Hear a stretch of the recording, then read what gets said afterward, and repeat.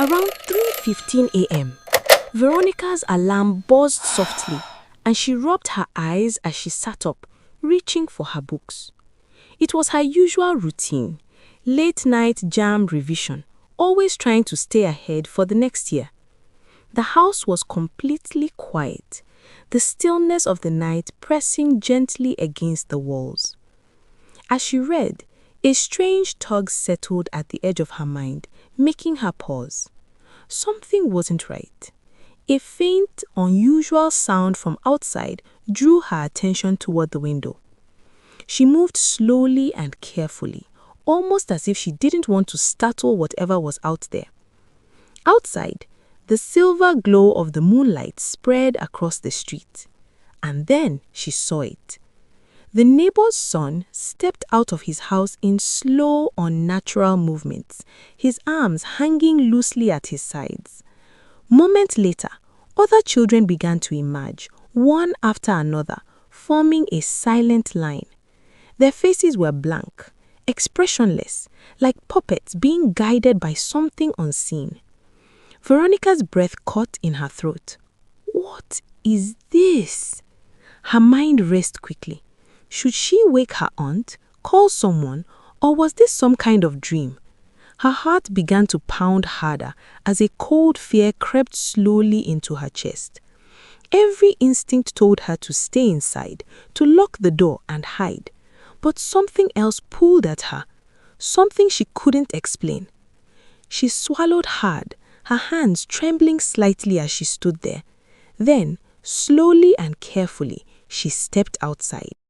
A cold night wind whispered through the estate, the chill biting gently into her skin as she stepped forward.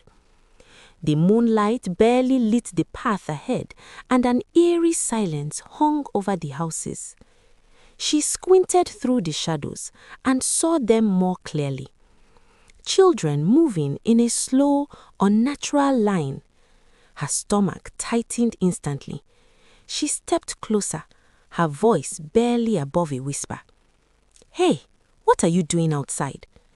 One of the boys turned to her. His face was blank, completely expressionless, but it was his eyes that held her in place. There was no reaction in them, no curiosity, no recognition, just a still, empty stare, as if nothing inside him was truly awake. A quiet shiver ran down Veronica's spine. In that moment, she knew something was terribly wrong. Her heart began to pound harder as she fumbled for her phone. Her fingers trembled as she dialed the police, raising it quickly to her ear. "What's your emergency?" the operator inquired. Veronica swallowed hard, her voice unsteady as she spoke. "Yes, please, something's happening in my estate. The children, they are walking out of their houses. They're not acting normal." Before she could say more, a faint sound brushed against her ears. Whispers, low, hurried, unclear. She froze instantly. Her grip tightened around the phone as she strained to listen. The whispers came again, closer this time. Not just one voice, two, maybe more. She couldn't make out the words, but something about them felt deeply wrong. A cold uneasiness settled in her chest. Her heart pounded harder. Every instinct in her screamed one thing: hide. Without thinking, she ended the call, her finger lingering on the screen for a brief second before she hung up. She glanced around quickly, her breathing shallow and uneven. Then she saw it, a large dustbin and a pile of discarded boxes nearby. Before her mind could catch up, her body had already decided. She moved quickly and slipped behind them, lowering herself close to the ground, pressing against the cold metal. She stayed still, barely breathing. The night air bit at her skin, but she didn't move. She hugged her knees tightly to her chest, holding her breath as she tried to stay completely still. Then she saw it, the black van.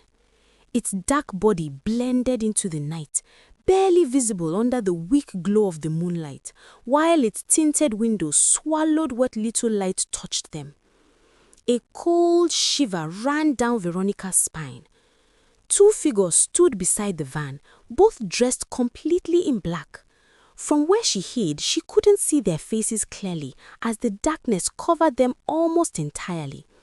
But the way they moved, calm and steady, felt wrong. Too calm, like this was not new to them. Her chest tightened. They positioned themselves on both sides of the van. Then, slowly, they opened the door. Veronica's eyes shifted quickly to the children, and that was when it happened. The children began to walk forward, one after another, moving in silence as they climbed into the van. There was no struggle, no hesitation, no command, just movement, as if they already knew what to do. The men didn't touch them, they only stood there watching quietly. Veronica's breath caught in her throat as the reality of what she was seeing settled in. Something was terribly wrong. Every instinct in her screamed at her to run, to scream, to do something, anything. But she knew she couldn't.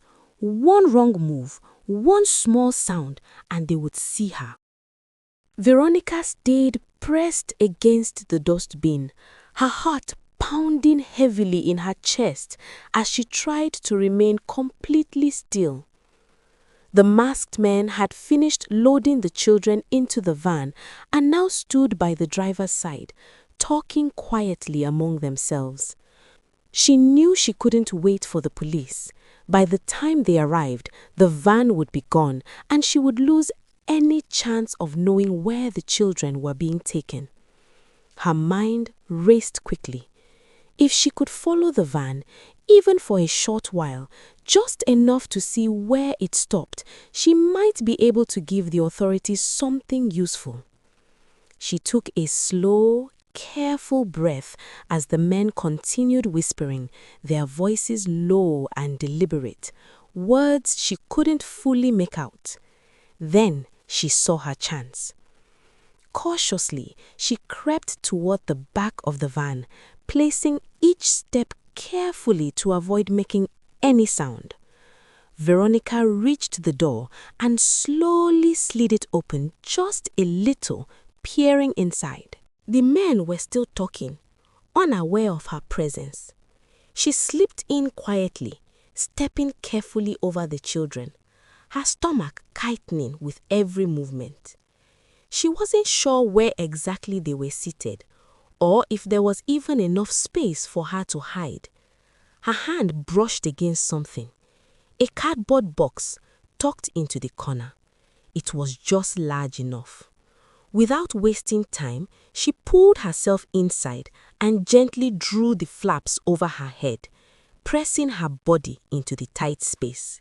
From inside, she could hear the soft breathing of the children around her, along with the faint shuffle of their movements.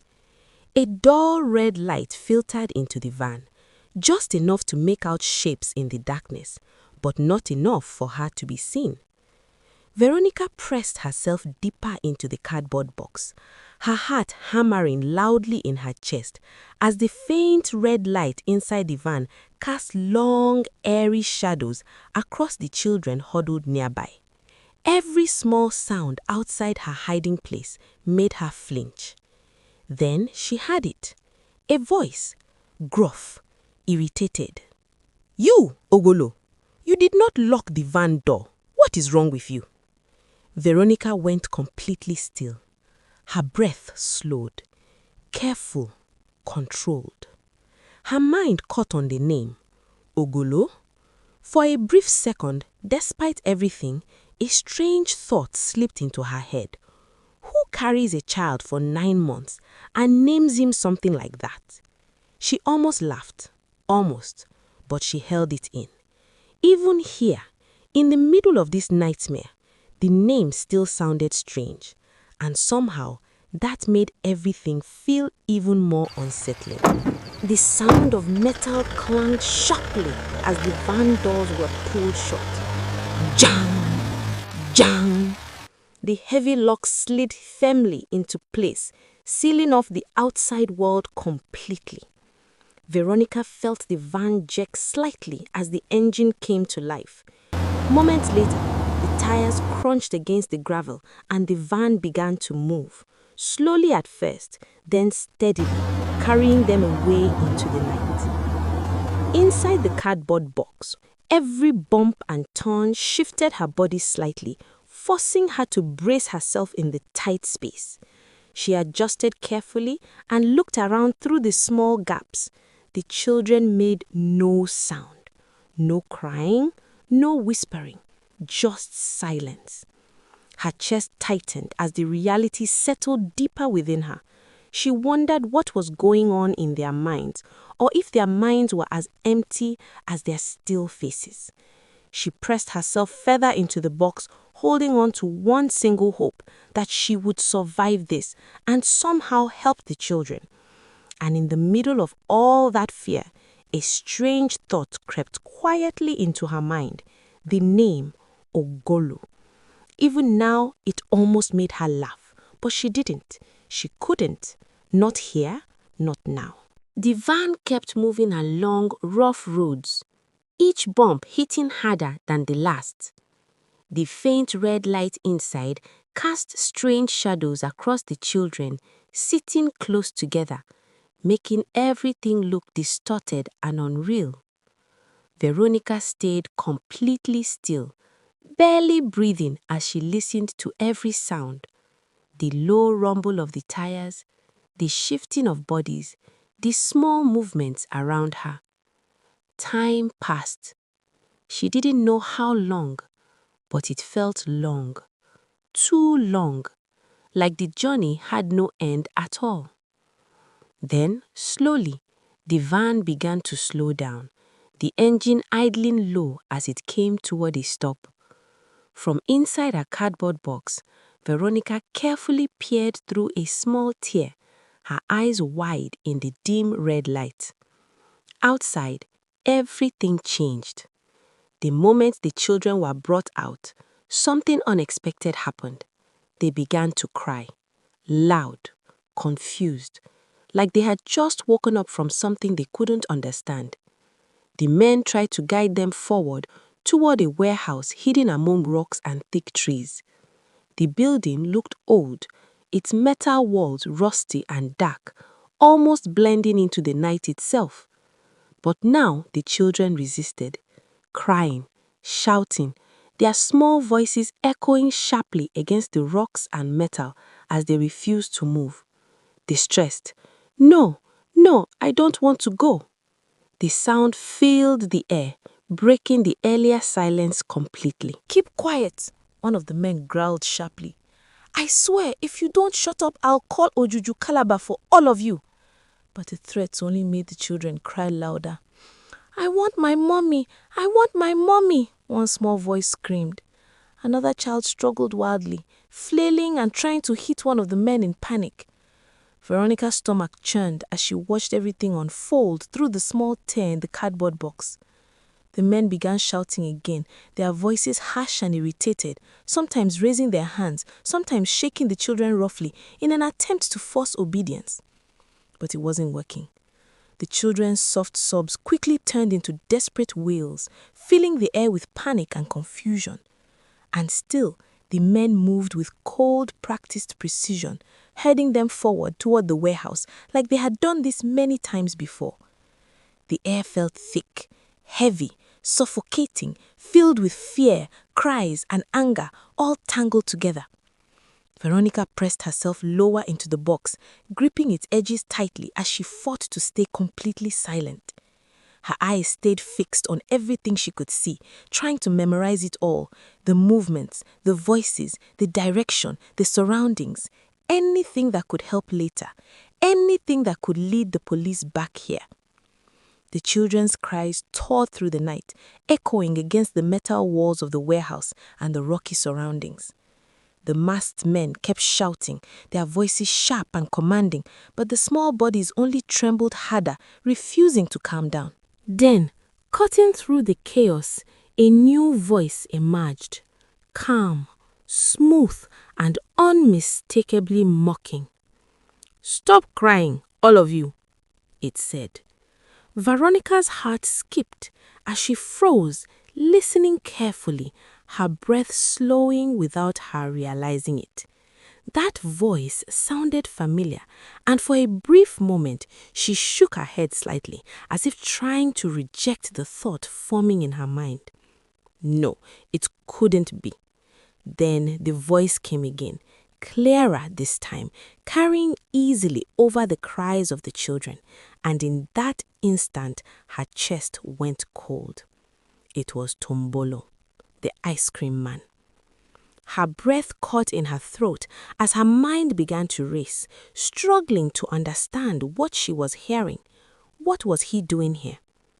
A strange thought crept into her mind slowly, unwanted but impossible to ignore, and her stomach tightened as the pieces began to form. The missing children, the ice cream. It didn't make sense. Or maybe it did. Her fingers trembled slightly as another memory forced its way back into her mind. That thing she had seen before, behind him, the skull. She swallowed hard, her throat suddenly dry, still unable to fully understand it, still unwilling to believe it. But standing here now, hearing his voice in the middle of all this, she could no longer ignore it. Something about Tombolo was terribly wrong. Well. What do we have here? Hey besties! If you enjoyed the story, like and subscribe, and tell me where you're watching from.